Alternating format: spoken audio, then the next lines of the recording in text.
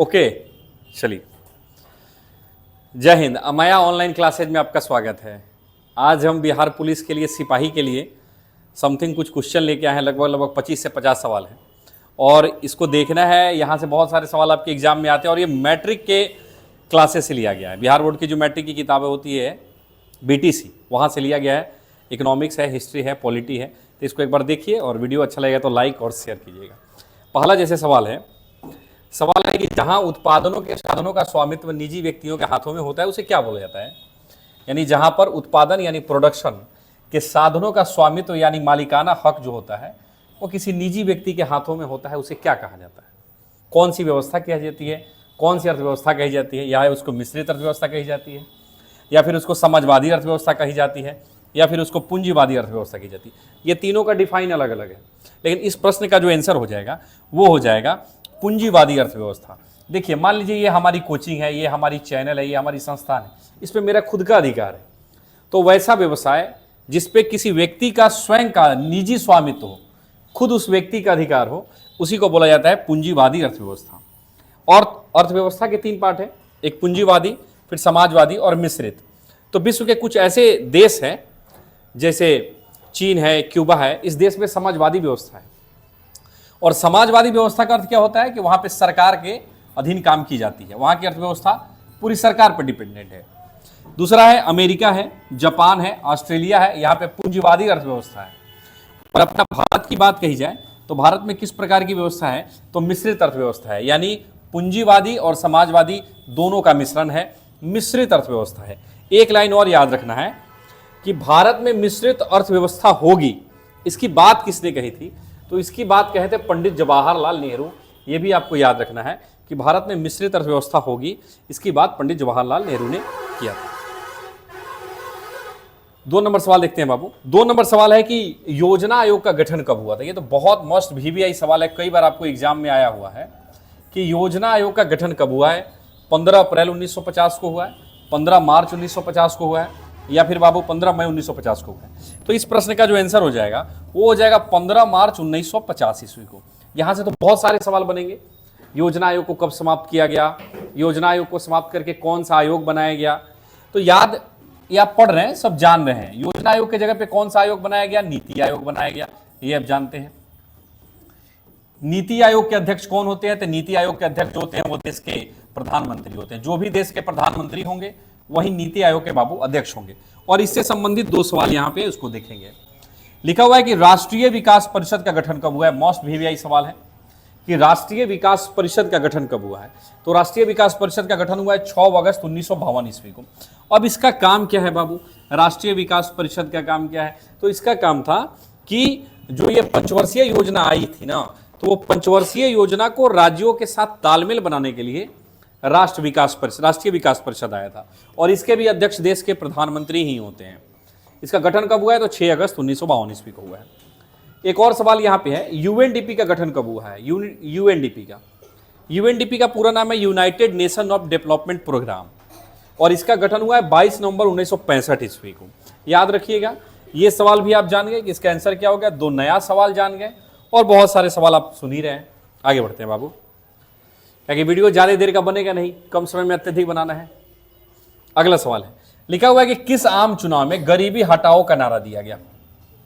तो हम आपको बता दें कि गरीबी हटाओ का नारा अगर पूछेगा किसी व्यक्ति के द्वारा संबंधित है, व्यक्ति का नाम है इंदिरा गांधी। ये देश की प्रथम महिला प्रधानमंत्री थी इंदिरा गांधी, और इन्होंने ही गरीबी हटाओ का नारा दिया था 71 और 72 के आम चुनाव में। इसी आम चुनाव में इंदिरा गांधी ने बोला था कि अगर हमारी सरकार बनती है, कांग्रेस की सरकार बनती है, तो संपूर्ण भारत से क्या किया जाएगा कि तो गरीबी हटा दिया जाएगा। यहाँ पे एक पॉइंट लिखा हुआ है कि जयप्रकाश नारायण ने संपूर्ण क्रांति का क्या दिया था, नारा दिया था। जयप्रकाश नारायण, ये एक आंदोलन के बारे में आप बहुत सुनते होंगे, छात्र आंदोलन।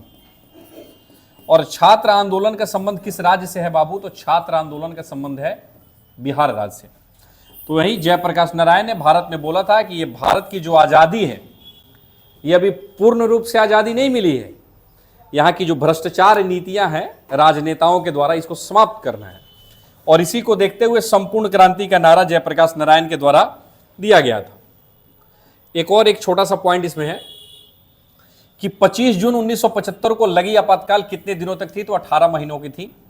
बात अगर आपातकाल से संबंधित हो जाए तो भारत में कुल 3 बार आपातकाल लगा हुआ है, ये जान जाइएगा। एक लगा हुआ है 1962 में, फिर लगा हुआ है 1971 में, और फिर लगा हुआ है 1975 में। और ये जो भी आपातकाल लगा है बाबू, ये अनुच्छेद 352 लगा हुआ है, आर्टिकल 352 लगा हुआ है।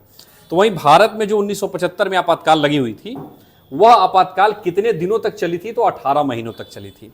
इस आपातकाल को कौन राष्ट्रपति लगवाते हैं, किसने लगाया था, उसका भी नाम जान जाइए। उस राष्ट्रपति का नाम था फखरुद्दीन अली अहमद। उस राष्ट्रपति का नाम था फखरुद्दीन अली अहमद। और उन्होंने भारत में कितने दिनों तक आपातकाल लगाया था? तो 18 महीनों तक। आगे बढ़ते हैं अगले सवाल की तरफ। अगला सवाल है, सूचना का अधिकार आंदोलन किस राज्य से प्रारंभ हुआ? यह सूचना का अधिकार आंदोलन किस राज्य से प्रारंभ हुआ, इसमें थोड़ा सा जानेंगे कि अगर कोई व्यक्ति है तो उसको अपना अधिकार जानना है कि उसको कितना वेतन मिलता है, कितना बोनस मिलता है, कितना तनख्वाह मिलता है, कितने दिन का नौकरी का एग्रीमेंट है, उसी को बोला गया उसको जानने का अधिकार, सूचना का अधिकार। तो ये हमारे भारत के आंध्र प्रदेश, राजस्थान या महाराष्ट्र, इसका जो आंसर हो जाएगा वो हो जाएगा राजस्थान। सूचना का अधिकार जो बाबू लागू हुआ है वो राजस्थान राज्य में लागू हुआ है। यहाँ से 3 खूब स्पष्ट ऐसी बातें लिख दी गई हैं जो सूचना के अधिकार से बिल्कुल क्लियर हो जाएगा। जैसे देखो, 2004 में सूचना का अधिकार संबंधी विधेयक भारतीय संसद में पेश किया गया। 2005 में राष्ट्रपति की स्वीकृति के बाद इसे अधिनियम बनाया गया। एग्जाम में बहुत तरीके के सवाल आते हैं बाबू। ये सवाल आएगा कि सूचना का अधिकार कब से लागू हो गया था? 2005 से। संसद में कब विधेयक आया? 2004 में। राष्ट्रपति का कब हस्ताक्षर हुआ? 2005 में। संसद में कब विधेयक पहुंचा? 2004 में। लिखता है कि इसकी शुरुआत 1990 के राजस्थान के एक तहसील है जिसको ब्लॉक बोला जाता है, भीम तहसील। और इसी भीम तहसील में सबसे पहले ये सूचना का अधिकार क्या हुआ था, इसकी मांगे उठी थी, इसके बारे में लोगों को बताने की बात कही गई थी। 1990 में ये मांग उठी, 2004 में ये विधेयक संसद में पहुंची, और 5 में राष्ट्रपति ने इसको क्या कर दिया बाबू? स्वीकृति दे दिया। तो ये सारे सवाल आपके एग्जाम के लिए बहुत इंपॉर्टेंट है और साथ ही साथ मैट्रिक वालों के लिए भी काफी इंपॉर्टेंट है, क्योंकि ये मैट्रिक के बुक से ही बनाया गया है। आज का 5वां सवाल और आज का अंतिम सवाल, ये 10 मिनट का वीडियो होगा और उसी वीडियो में हम कम से कम 20, 25, 30, 40 सवाल देख लेंगे। सवाल है कि भारत का पहला समाचार पत्र कौन था? इंडिया गजट, बंबई गजट या बंगाल गजट? तो भारत का पहला जो बाबू समाचार पत्र था उसका नाम था बंगाल गजट। नीचे लिखा हुआ है, आधुनिक भारतीय प्रेस का प्रारंभ भारत में कब हुआ था? तो 1766 में। किसके द्वारा? तो विलियम बोल्टस के द्वारा। बंगाली भाषा में पुस्तक संवाद कौमुदी और फारसी भाषा में पुस्तक मीरातुल अखबार राजा राम मोहन राय की पुस्तक है। ये जो मीरातुल अखबार है इसका प्रकाशन 1822 में हुआ था, और ये जो संवाद कौमुदी है इसका प्रकाशन 1821 ईस्वी में हुआ था। ये दोनों सवाल अलग अलग है, ये दोनों सवाल को अलग अलग तरीके से याद करना है। और किस भाषा में वो ज्यादा इंपॉर्टेंट है, जैसे बंगाली भाषा में है संवाद कौमुदी, ये ज्यादा इंपॉर्टेंट है। फारसी भाषा में है मीरातुल अखबार, ये ज्यादा इंपॉर्टेंट है। मीरातुल अखबार का प्रकाशन 1822 में, संवाद कौमुदी का प्रकाशन 1821 में। और किसके द्वारा? तो राजा राम मोहन राय के द्वारा। आज का वीडियो यहीं तक। वीडियो अगर अच्छा लगे तो लाइक कीजिए, शेयर कीजिए और सब्सक्राइब कीजिए। ये बिहार पुलिस के लिए 10 मिनट में कम से कम 25-30 सवाल लाया गया है। आपके एग्जाम में सभी सवाल या तो बिहार बोर्ड की किताब से आती हैं या फिर एनसीईआरटी की किताब से आती है। ये सारे सवाल वहीं से लाया गया है। क्वेश्चन बैंक के तौर पर भी काम करेगा, मैट्रिक वालों के लिए काम करेगा, और बिहार शिक्षक भर्ती जो आ रही है उसके लिए भी काम करेगा। वीडियो अच्छा लगे तो लाइक, शेयर और सब्सक्राइब। और एक सबके लिए हमारी नई चैनल है, इसको जरूर सब्सक्राइब कीजिएगा, अमाया ऑनलाइन क्लासेज। इसको जरूर आप एक बार सब्सक्राइब कीजिएगा, ये आपसे निवेदन है, रिक्वेस्ट है। धन्यवाद, जय हिंद।